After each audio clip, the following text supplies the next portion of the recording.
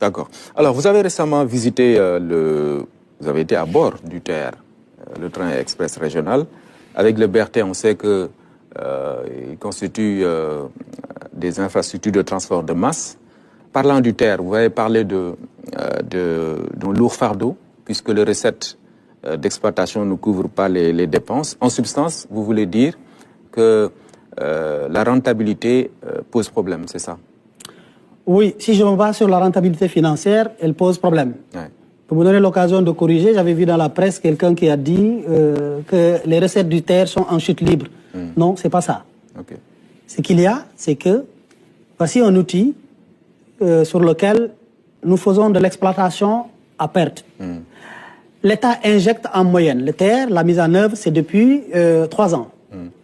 En moyenne, chaque année, l'État dépense 18 milliards pour combler le gap du TER. Ça veut dire quoi? Ça veut dire que les recettes du TER ne couvrent que 60% des dépenses. Il faut 40% que l'État doit apporter. Mais ça, c'était pas Et dans les clauses contractuelles, ce que les Sénégalais ne savent pas ou savent très peu, c'est que le co-contractant qui était amené à nous livrer ce TER-là a bunkerisé le contrat de façon à ce que il a